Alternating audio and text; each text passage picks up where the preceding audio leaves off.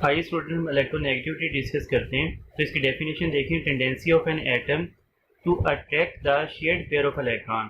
किसी भी एटम की ये सलाहियत कि वो कितने शेयर्ड पेयर ऑफ इलेक्ट्रॉन अपनी जानिब खींच लेता है। तो शेयर्ड पेयर ऑफ इलेक्ट्रॉन कहाँ पे होते हैं? एक कोवलेंट बॉन्ड के अंदर, क्योंकि आप जानते हैं कि कोवलेंट बॉन्ड में इलेक्ट्रॉन शेयर किए जाते हैं। तो हम एक कोवलेंट बॉन्ड के अंदर एक एटम की खूबी देख रहे हैं कि अगर किसी एटम में खूबी है कि जो इलेक्ट्रॉन शेयर किए थे वो थोड़े से अपनी जानिब ज़्यादा खींच ले, तो आप उसकी इस खूबी को बोलेंगे इलेक्ट्रोनेगेटिविटी। ये बिल्कुल ऐसी है जैसे इंसान में लालच होता है ना, एटम में इलेक्ट्रोनेगेटिविटी होती है। इंसान में लालच किसका होता है? पैसे का। एटम में लालच होता है इलेक्ट्रॉन्स का जो उसने शेयर किए होते हैं। पार्टनरशिप में जैसे आप इन्वेस्टमेंट करते हैं, ऐसी एटम पार्टनरशिप में इलेक्ट्रॉन शेयर कर लेते हैं। तो अगर कोई एटम इलेक्ट्रॉन जो उसने शेयर किए थे अपनी जानिब ज़्यादा खींच लेता है, तो आप उसके इस इलेक्ट्रॉन के खींचने के लालच को इलेक्ट्रोनेगेटिविटी का नाम दे देते हैं। जो इलेक्ट्रॉन थोड़े से अपनी जानिब ज़्यादा खींचता है आप उस पर पार्शियल नेगेटिव बनाते हैं, जिससे इलेक्ट्रॉन खींच जाते हैं उस पर पार्शियल पॉजिटिव बनाते हैं। तो आपने हमेशा कंपैरिजन से निकालनी होती है, और कंपैरिजन किनका? एक कोवलेंट बॉन्ड में जो एटम इलेक्ट्रॉन शेयर कर रहे हैं उनका। It is a property of covalently bonded atom. तो ये अकेले एटम की प्रॉपर्टी नहीं है। जब एटम बॉन्ड बनाएंगे फिर ही उनमें इलेक्ट्रोनेगेटिविटी ऑपरेट होगी। जैसे हमने आयोनाइजेशन एनर्जी पढ़ा था या इलेक्ट्रॉन एफिनिटी पढ़ा था, वो एक आइसोलेटेड गैसियस एटम की प्रॉपर्टी थी। ये आइसोलेटेड गैसियस एटम की प्रॉपर्टी नहीं है, बल्कि किसकी प्रॉपर्टी है? कोवलेंटली बॉन्डेड एटम की प्रॉपर्टी है। It is related to ionisation energy and electron affinity of element. ये आयोनाइजेशन एनर्जी और इलेक्ट्रॉन एफिनिटी से रिलेट करते हैं। कैसे? इलेक्ट्रोनेगेटिविटी डायरेक्ट है आयोनाइजेशन एनर्जी के और डायरेक्ट है इलेक्ट्रॉन एफिनिटी के। इस बात का मतलब जिस एटम की आयोनाइजेशन एनर्जी ज़्यादा उसकी इलेक्ट्रोनेगेटिविटी भी ज़्यादा, जिस एटम की आयोनाइजेशन एनर्जी कम उसकी इलेक्ट्रोनेगेटिविटी भी कम, जिस एटम की इलेक्ट्रॉन एफिनिटी ज़्यादा उसकी इलेक्ट्रोनेगेटिविटी भी ज़्यादा, जिस एटम की इलेक्ट्रॉन एफिनिटी कम उसकी इलेक्ट्रोनेगेटिविटी भी कम। ये एक जनरल रूल है, इसमें थोड़ी बहुत वेरिएशन आ जाती है। सबसे ज़्यादा जो इलेक्ट्रोनेगेटिविटी है वो फ्लोरीन की, इसकी वैल्यू 4 है। इसके बाद ऑक्सीजन की, फिर क्लोरीन की, फिर ब्रोमीन की, और आयोडीन सल्फर कार्बन की वैल्यू बराबर है। तो इस लिहाज से आप ये याद रखिएगा कि जब आप फ्लोरीन को किसी एटम के साथ अटैच करेंगे तो फ्लोरीन सबसे ज़्यादा ये जो शेयर्ड पेयर ऑफ इलेक्ट्रॉन अपनी जानिब खींच लेगा, लिहाजा फ्लोरीन पे सबसे ज़्यादा पार्शियल नेगेटिव आ जाएगा और इसके साथ वाले में सबसे ज़्यादा पार्शियल पॉजिटिव आ जाएगा। अगर आप ना हाइड्रोजन के साथ आयोडीन को अटैच करते तो आयोडीन इस शेयर्ड पेयर ऑफ इलेक्ट्रॉन को अपनी जानिब ना खींच पाता और इस पर इस किस्म के चार्जेस ना बनते। ठीक है, तो फ्लोरीन जब भी किसी एटम के साथ अटैच हो तो ये जो बॉन्ड बनता है ये पोलर हो जाता है, और जिनकी इलेक्ट्रोनेगेटिविटी इतनी ज़्यादा नहीं होती वो किसी एटम के साथ अटैच हो तो उनका जो बॉन्ड होता है वो ऑलमोस्ट नॉन पोलर हो जाता है। इसके बाद इलेक्ट्रोनेगेटिविटी के फैक्टर हैं। ये न्यूक्लियर चार्ज के डायरेक्ट है। किसी एटम में न्यूक्लियर चार्ज जैसे ही बढ़ेगा उसकी इलेक्ट्रोनेगेटिविटी बढ़ेगी।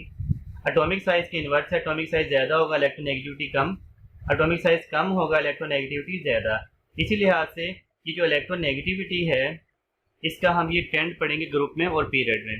तो इलेक्ट्रोनेगेटिविटी शील्डिंग इफेक्ट की भी इन्वर्स है। शील्डिंग इफेक्ट ज़्यादा होगा तो इलेक्ट्रोनेगेटिविटी कम हो जाएगी। तो अब आ जाए variation. Down the group, decrease down the group, electronegativity down the group कम होती है। भाई क्यों कम होती है? आप यहाँ से देख लें, डाउन द ग्रुप एटम का साइज बढ़ेगा, ये कम हो जाएगी। Down the group shielding effect बढ़ेगा, ये कम हो जाएगी। तो due to increase in atomic size and shielding effect, क्योंकि ये वैल्यूज़ बढ़ जाती हैं तो ये इन्वर्स है इनकी वैल्यूज़ के लिहाजा कम हो जाएगी। Along a period from left to right, increase along a period from left to right, बाएं से दाएं हमेशा बढ़ेगी। क्यों बढ़ेगी? Due to decrease in atomic size and increase in nuclear charge, क्योंकि एटॉमिक साइज कम होता है बाएं से दाएं, ये कम होगा तो ये बढ़ेगी। न्यूक्लियर चार्ज बढ़ता है, ये बढ़ेगा तो ये बढ़ेगी। ठीक है, इन्हीं फैक्टर से ये वेरिएशन आपने बना लेनी है।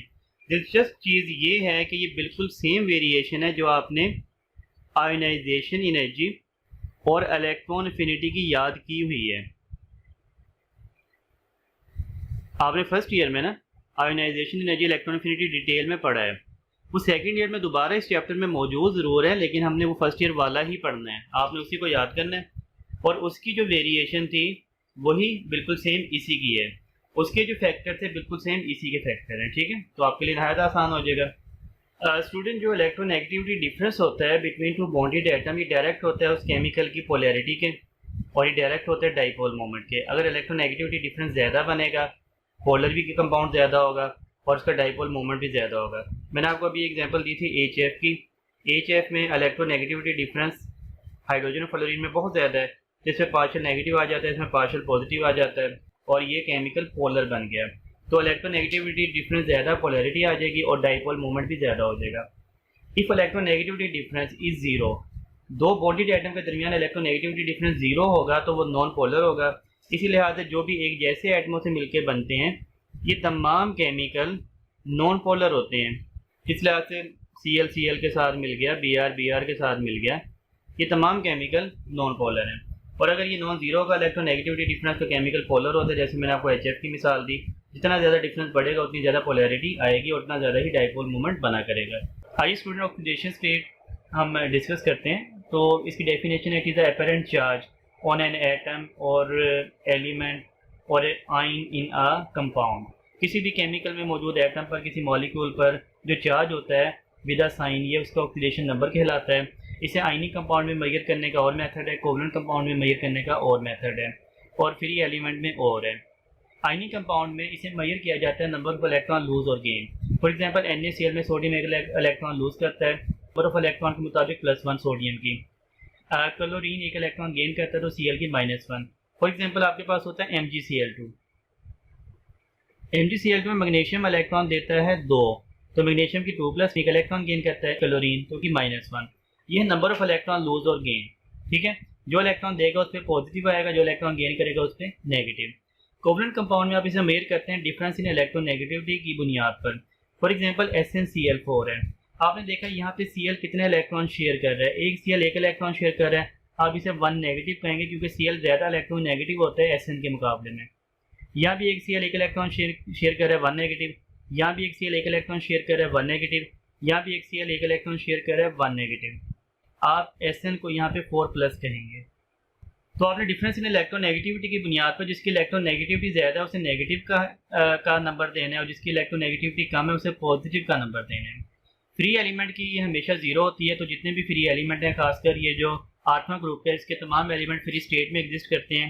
Helium, neon, argon, krypton, xenon and radon, इनकी ऑक्सीडेशन स्टेट हमेशा जीरो हुआ करेगी। रिलेशन विद ग्रुप नंबर, आप कैसे किसी भी केमिकल की ऑक्सीडेशन नंबर प्रेडिक्ट कर सकते हैं, आप उसका ग्रुप नंबर दे के बड़ी आसानी से बता सकते हैं। तो ग्रुप नंबर के लिहाज से हम इन्हें 2 कैटेगरीज में डिवाइड कर लेते हैं, 1A to 4A and 5A to 7A। और जो तीसरी कैटेगरी 8A वाली है, मैंने आपको पहले बता दी, इनकी होती 0 है।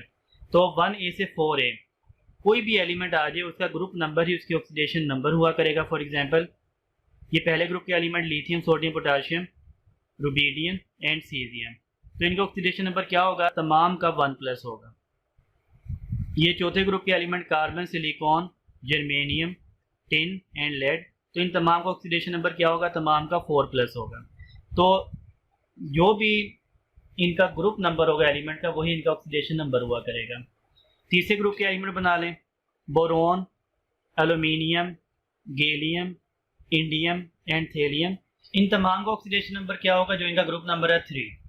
Aluminium 3+, boron 3+, gallium 3+, indium 3+ and Di 3+। लेकिन प्रॉब्लम आता है 5वें से 7वें ग्रुप में। 5वें से 7वें ग्रुप में इनके ऑक्सीडेशन नंबर 2 किस्म के होते हैं। जैसे 5A हैं, या तो इनका ऑक्सीडेशन नंबर +5 होगा क्योंकि इनके आखिरी शेल में 5 इलेक्ट्रॉन होते हैं, या इनका ऑक्सीडेशन नंबर -3 होगा क्योंकि ये 3 इलेक्ट्रॉन गेन भी करके 8 बना सकते हैं। जो छठे ग्रुप के हैं ऑक्सीजन सल्फर वाले, या तो इनका ऑक्सीडेशन नंबर +6 होगा क्योंकि इनके पास 6 इलेक्ट्रॉन होते हैं, या इनका -2 होगा क्योंकि ये 2 इलेक्ट्रॉन गेन कर सकते हैं। और जो 7वें ग्रुप के हैं हेलोजन वाले, या तो इनका +7 होगा या इनका -1 होगा, 7 इलेक्ट्रॉन या शेयर कर सकते हैं, 1 इलेक्ट्रॉन गेन कर सकते हैं। तो इस लिहाज से 5वें से 7वें तक 2 ऑक्सीडेशन नंबर हो गए, मैक्सिमम और मिनिमम। इसके दरमियान भी ऑक्सीडेशन नंबर बना सकते हैं, लेकिन ये वाला मैक्सिमम है, इससे ज़्यादा नहीं हो सकता 5वें ग्रुप का, और ये वाला मिनिमम है, इससे कम नहीं हो सकता।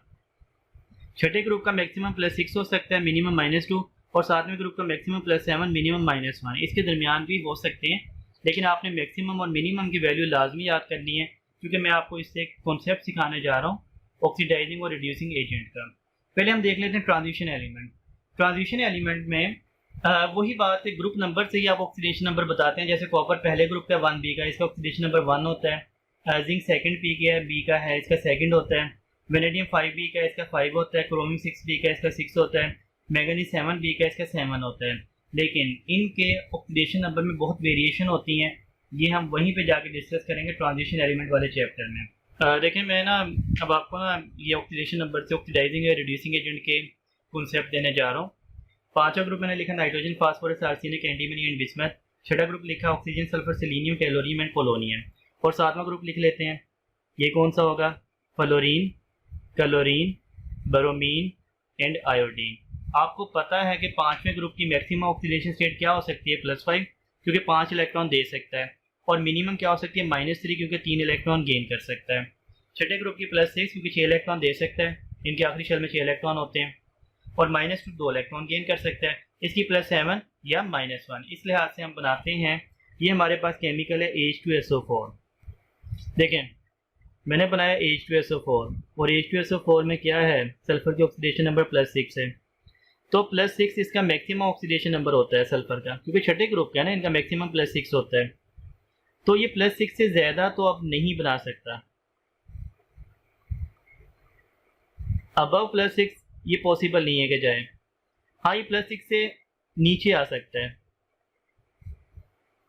ये +2 बना लेगा, +4 बना लेगा, -2 बना लेगा। +6 से नीचे इसके पास बहुत ऑप्शन है। इसका मतलब H2SO4 जब भी किसी रिएक्शन में हिस्सा लेगा, इसका ऑक्सीडेशन स्टेट +6 से हमेशा कम होगा, ज़्यादा नहीं हो सकता।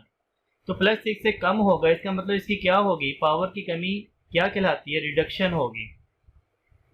इसकी हमेशा रिडक्शन ही हो सकती है ना, ऑक्सीडेशन तो नहीं हो सकती। इसकी रिडक्शन होगी, इसका मतलब ये खुद क्या है? ये ऑक्सीडाइजिंग एजेंट है, क्योंकि जिसकी रिडक्शन हो वो ऑक्सीडाइजिंग एजेंट होता है। ठीक हो गया? तो इस अंदाज में पता लगता है कि कौन सा ये केमिकल ऑक्सीडाइजिंग एजेंट की एग्जांपल है या रिड्यूसिंग एजेंट की एग्जांपल है। मैं आपको इसकी मजीद प्रैक्टिस करवाता हूँ। ये देखिए H2S है, इसमें सल्फर क्या है? -2 है। सल्फर -2 है, सल्फर का मिनिमम छठे ग्रुप का -2 ही होता है ना, -2 से कम तो नहीं हो सकता। इसका मतलब कि किसी भी रिएक्शन में इसकी वैल्यू ने बढ़ना है, कम नहीं हो सकती, क्योंकि मिनिमम है। अभी बढ़ेगी तो इसका मतलब इसकी ऑक्सीडेशन होगी, क्योंकि वैल्यू का बढ़ना ऑक्सीडेशन होता है। अब इसकी ऑक्सीडेशन होगी, इसका क्या मतलब है? ये रिड्यूसिंग एजेंट है। तो इस तरह आप किसी भी केमिकल को देख के बता देंगे कि ऑक्सीडाइजिंग एजेंट है या रिड्यूसिंग एजेंट है। फॉर एग्जांपल नाइट्रिक एसिड में आ जाए। नाइट्रिक एसिड में नाइट्रोजन की पावर क्या है? +5 है। अब +5 तो पांचवें ग्रुप की मैक्सिमम होती है, इससे ज़्यादा तो हो ही नहीं सकती।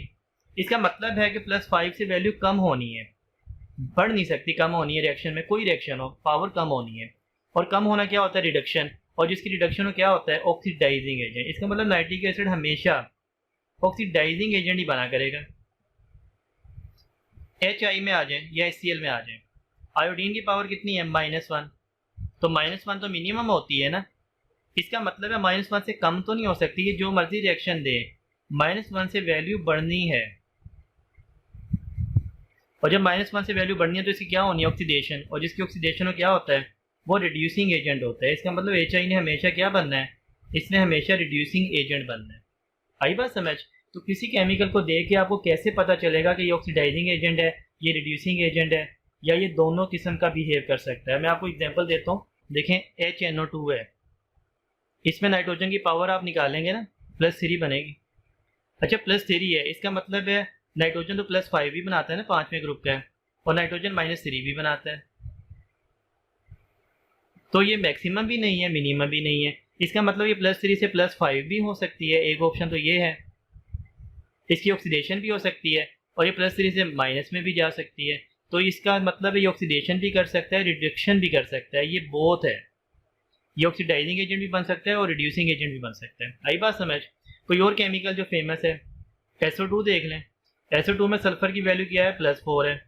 तो +4 से वैल्यू +6 भी हो सकती है ना, क्योंकि मैक्सिमम छठे ग्रुप की +6 होती है, और -2 भी हो सकती है। मिनिमम इनकी -2 होती है। इसका मतलब ये दरमियान में, इसकी बढ़ भी सकती है, कम भी हो सकती है। इसका मतलब क्या हुआ? ये बहुत है, ऑक्सीडाइजिंग एजेंट भी है, रिड्यूसिंग एजेंट भी है। SO3 में आ जाए। SO3 में सल्फर की पावर क्या है? +6। अब देखें, +6 से बढ़ के +7 तो नहीं हो सकती ना। इसका मतलब है वन एंड ओनली पॉसिबिलिटी कि इसकी वैल्यू कम हो, रिडक्शन हो। और जिसकी रिडक्शन हो क्या होता है, वो ऑक्सीडाइजिंग एजेंट होता है। तो ये ऑक्सीडाइजिंग एजेंट बनेगा SO3, कभी भी रिड्यूसिंग एजेंट नहीं बन सकता। लेकिन SO2 ये ऑक्सीडाइजिंग एजेंट भी बन सकता है, रिड्यूसिंग एजेंट भी बन सकता है। इस लिहाज से आप देखें K2Cr2O7 इसमें क्रोमियम +6 पे है, तो मैक्सिमम क्रोमियम +6 पे ही जाता है। इसका मतलब इसकी पावर बढ़ नहीं सकती, कम होगी।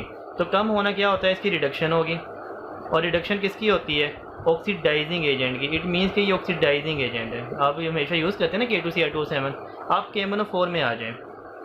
KMnO4 में मैंगनीज की +7 बनेगी, तो मैंगनीज +7 पे ही जाता है, मैक्सिमम इससे ज़्यादा नहीं जा सकता। तो +7 से ज़्यादा तो जा नहीं सकता, इसका मतलब किसी भी रिएक्शन में इसकी पावर कम होगी ना, इसकी रिडक्शन होगी। और जिसकी रिडक्शन हो क्या होता है, वो भाई ऑक्सीडाइजिंग एजेंट होता है। इसलिए आप हमेशा KMnO4 को ऑक्सीडाइजिंग एजेंट कंसीडर करते हैं, ठीक है। तो मैंने आपको कॉन्सेप्ट दिया है कि आपको कैसे पता लगता है कि कौन सा केमिकल ऑक्सीडाइजिंग एजेंट है, कौन सा केमिकल रिड्यूसिंग एजेंट है। इसे याद करने की ज़रूरत नहीं होती, बस आपने क्या करना है, उसकी ऑक्सीडेशन स्टेट निकालनी है और अपने कॉन्सेप्ट से सोचना है कि ये मैक्सिमम है या मिनिमम है, बढ़ सकती है, कम हो सकती है, उस लिहाज से आपने जवाब देना होता है, ठीक है। आइए स्टूडेंट हेलाइड के बारे में डिस्कस करते हैं। तो halide binary compound of halogen with other elements. तो हेलोजन के कंपाउंड होते हैं दूसरे एलिमेंट के साथ। फॉर एग्जांपल HCl है, NaCl है, CCl4 है, PCl5 है। हेलोजन उस कंपाउंड में लाजमी होगा जिसे आप हेलाइड कहेंगे। क्या ये वाला कंपाउंड भी हेलाइड कहलाएगा, AClO4, क्योंकि इसमें भी हेलोजन है? नहीं। तो डेफिनेशन में वाज़ह लिखा है बाइनरी कंपाउंड। बाइनरी कंपाउंड से मुराद है दो किस्म के एलिमेंट होने चाहिए, उनकी तादाद चाहे जितनी मर्जी हो। जैसे यहाँ पे टोटल 5 एटम है, लेकिन चूँकि दो किस्म के हैं, कार्बन और हेलोजन, ये बाइनरी कंपाउंड है। यहाँ पे टोटल 6 एटम है, लेकिन चूँकि दो किस्म के हैं इसलिए ये भी हेलाइड है। यहाँ पे 2 थे, यहाँ भी 2 थे। HClO4 में क्या होगा, 3 किस्म के एटम आ गए, ऑक्सीजन, हेलोजन एंड हाइड्रोजन। ये हेलाइड नहीं कहलाएंगे। हेलाइड को 3 क्लासेस में डिवाइड किया जाता है, आयोनिक, पॉलीमेरिक एंड कोवलेंट। जो पहला ग्रुप है 1A और जो सेकंड ग्रुप है 2A, एक्सेप्ट बेरिलियम, बेरिलियम के अलावा ये तमाम ग्रुप के एलिमेंट जब भी हेलोजन के साथ मिलते हैं आयनिक हेलाइड बनाते हैं।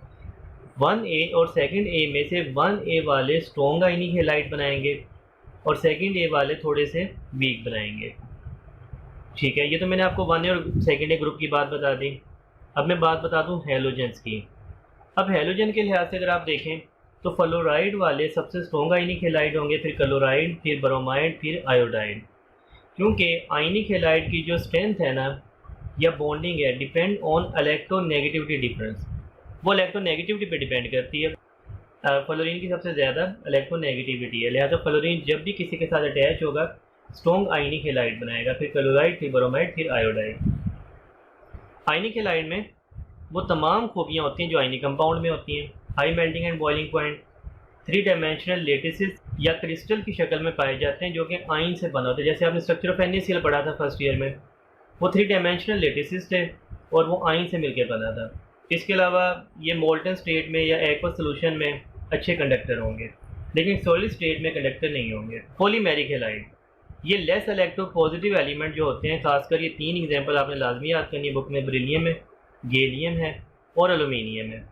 ये पॉलीमेरिक हेलाइड बनाते हैं। ये पार्टली आयनिक होते हैं, इनमें थोड़ा सा आयनिक बॉन्ड होता है, लेकिन ये लेयर और चेन लेटेस की शक्ल में पाए जाते हैं।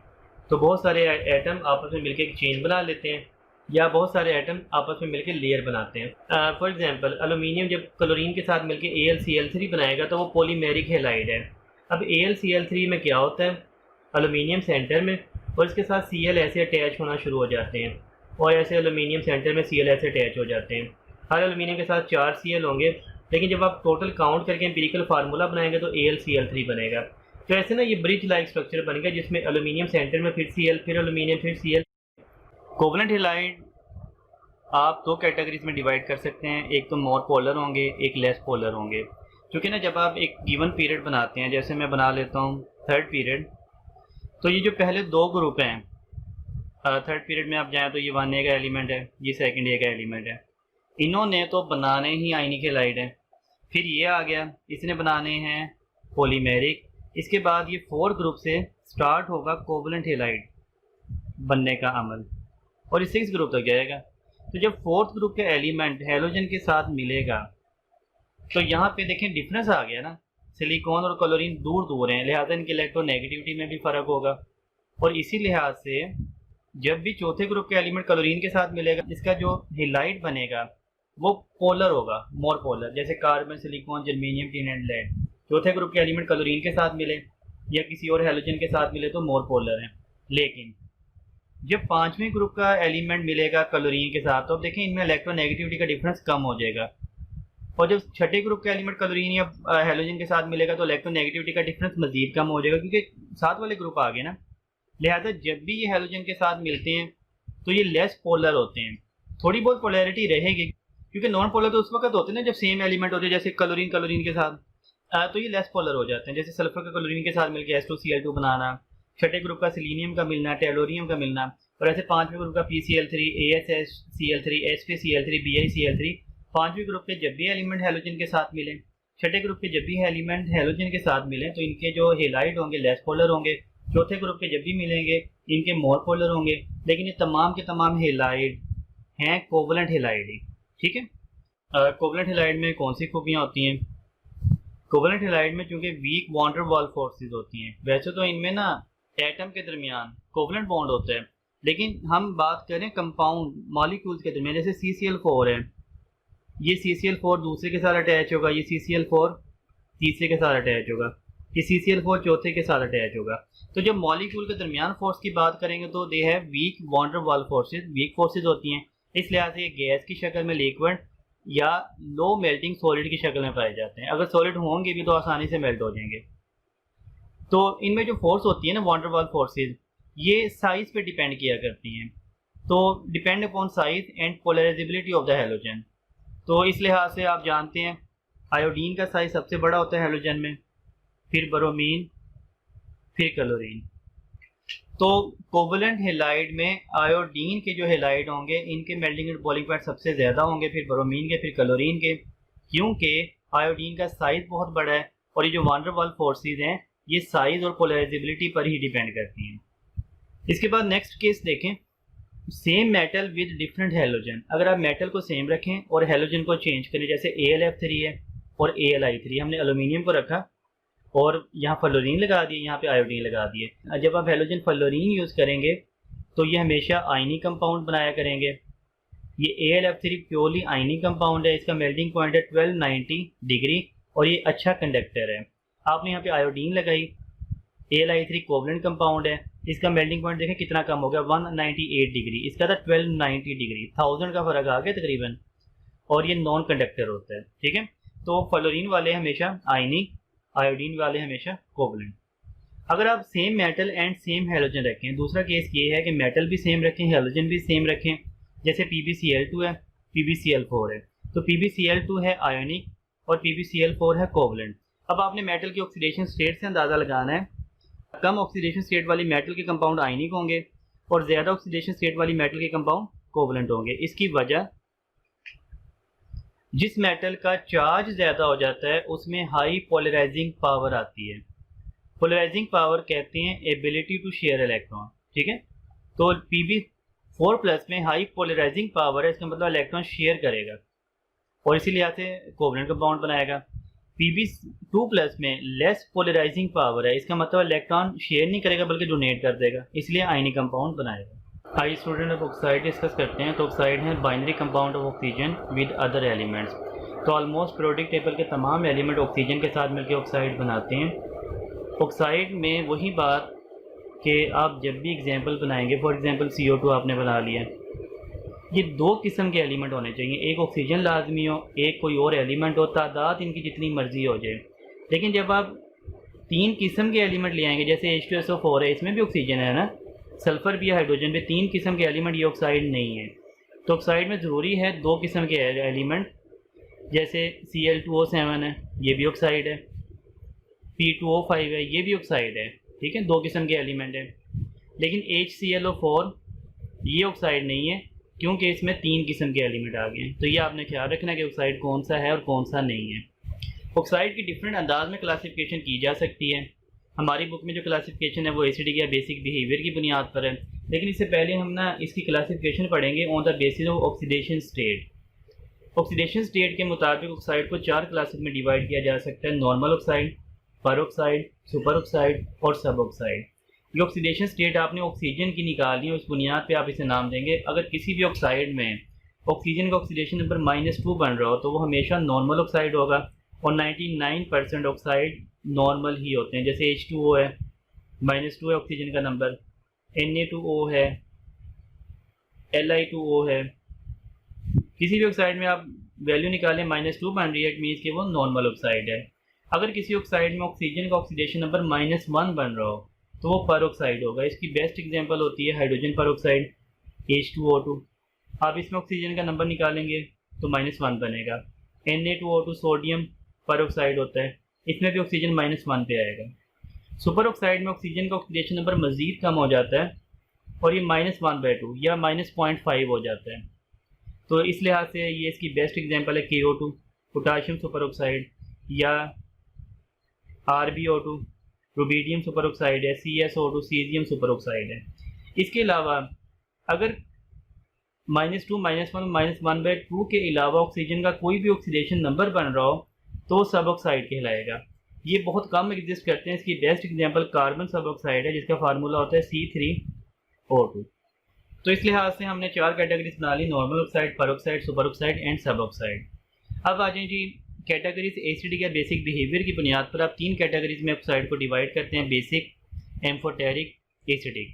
जितने भी मेटल्स के ऑक्साइड हैं ये तमाम बेसिक होते हैं, जैसे कि ग्रुप 1A वाले तमाम मेटल्स और ग्रुप 2A वाली तमाम मेटल जब भी ऑक्सीजन के साथ मिलेंगी ये बेसिक ऑक्साइड बनाएंगी, एक्सेप्ट बरीलियम, बरीलियम को छोड़ के, क्योंकि बरीलियम का ऑक्साइड एम्फोटेरिक ऑक्साइड होता है। बेसिक ऑक्साइड का क्या फंक्शन है? बेसिक ऑक्साइड जैसे Na2O सोडियम का बेसिक ऑक्साइड है, तो Na2O जब ये पानी में हल होता है तो ये ऑक्साइड आयन देता है। असल में जो ऑक्साइड होते हैं ना बेसिक, ये वाटर में ऑक्साइड आयन देते हैं। ये ऑक्साइड आयन इंडिपेंडेंट एग्जिस्ट नहीं करते, ये फ़ौरन वाटर के साथ मिलकर हाइड्रोक्साइड आयन बनाते हैं। अगर आप ये दोनों इक्वेशंस ऐड करें तो सिमिलर जो चीज़ें हैं कैंसिल आउट हो जाएंगी। ऑक्साइड आयन से कैंसिल आउट हो गया, तो पहली इक्वेशन में Na2O बचा, दूसरी इक्वेशन का वाटर बचा। आफ्टर रिएक्शन इन्होंने क्या बनाया, 2NaOH, ये बना दिया सोडियम हाइड्रोक्साइड। इसीलिए मेटल के ऑक्साइड को बेसिक कहा जाता है। क्यों? क्योंकि जब ये वाटर में डिज़ोल्व होते हैं तो स्ट्रॉन्ग बेस बनाते हैं। अब आ जाए जी नॉन मेटल के ऑक्साइड पहले डिस्कस कर लेते हैं। नॉन मेटल के ऑक्साइड एसिडिक ऑक्साइड कहलाते हैं। क्यों? जब भी आप नॉन मेटल के ऑक्साइड को वाटर में डिज़ोल्व करेंगे ये एसिड बनाएंगे। जैसे CO2 वाटर के साथ H2CO3 बना रहे एसिड है, SO3 वाटर के साथ मिलकर H2SO4 बना रहा है जो कि एसिड है। जब भी आप मेटल और नॉन मेटल के ऑक्साइड को कंबाइन करते हैं, जैसे Na2O को आप SO3 के साथ मिला दें तो क्या बनेगा, जैसे एसिड बेस रिएक्शन होता है Na2O प्लस SO3 ये मिलके क्या बनाएंगे, Na2SO4 सॉल्ट बनाएंगे। क्योंकि ये वाला बेस था, ये वाला एसिड था, और एसिड और बेस मिलके क्या बनाते हैं, सॉल्ट बनाते हैं। ठीक है। एक तीसरी क्लास है जो कि एम्फोटेरिक ऑक्साइड कहलाती है। इसकी एग्जांपल आपने लाजमी याद करनी है। तमाम एग्जांपल मैंने लिख दी हैं जो बुक में यूज़ हुई हैं। बरीलियम है, एलुमिनियम है, गैलियम है, इंडियम है, germanium, tin and lead, arsenic, antimony, bismuth और जिंक। ये तमाम एम्फोटेरिक ऑक्साइड होंगे। इनमें प्रॉपर्टीज़ होंगी in between acidic and basic oxide.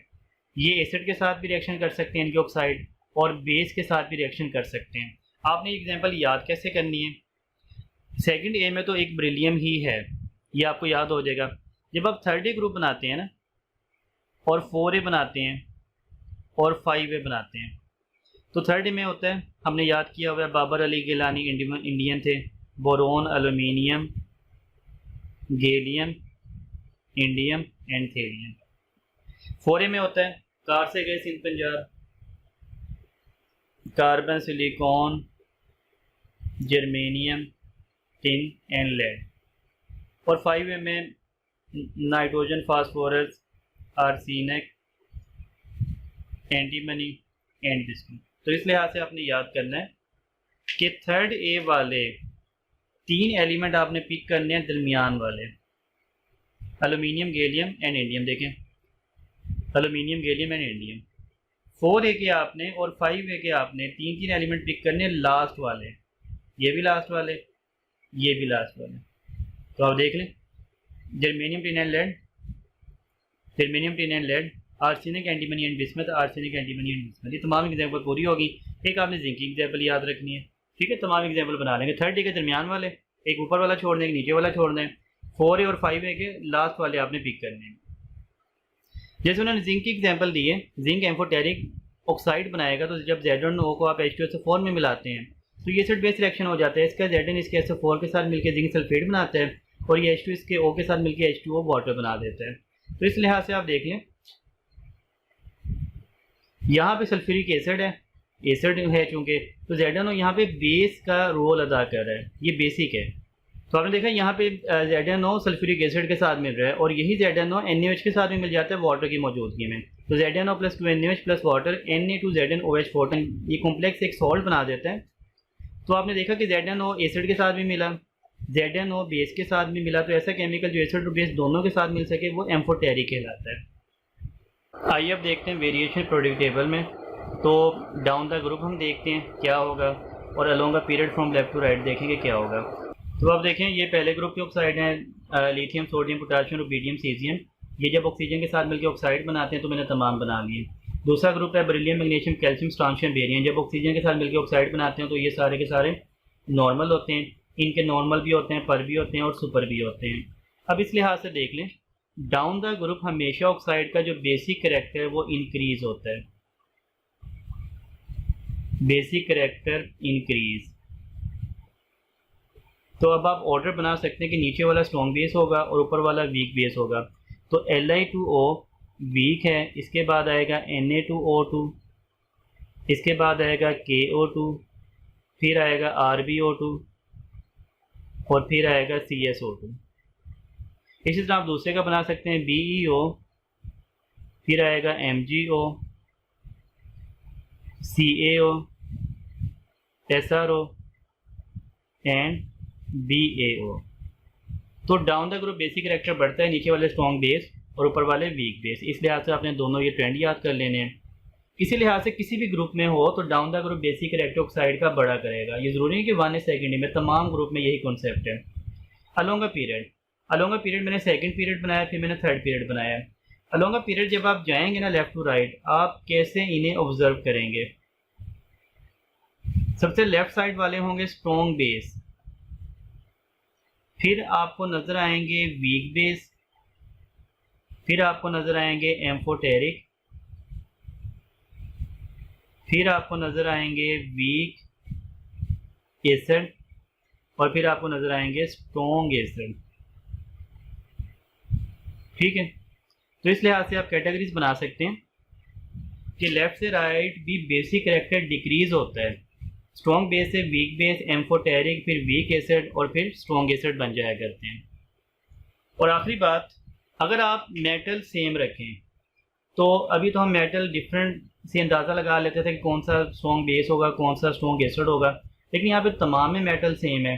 जब मेटल सेम हो तो फिर आपने ऑक्सीडेशन स्टेट से अंदाज़ा लगाना है। यहाँ पे मैंगनीज का ऑक्सीडेशन नंबर +2 है, यहाँ पे इसका ऑक्सीडेशन नंबर है +3, यहाँ पे इसका है +4 और यहाँ पे है +7।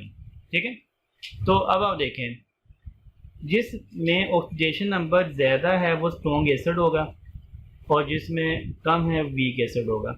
तो आप कह सकते हैं कि एसिडिक करैक्टर ऑक्साइड का डायरेक्ट होगा ऑक्सीडेशन नंबर ऑफ मेटल के। जितना नंबर ज़्यादा उतना एसिडिक करैक्टर ज़्यादा। ठीक हो गया।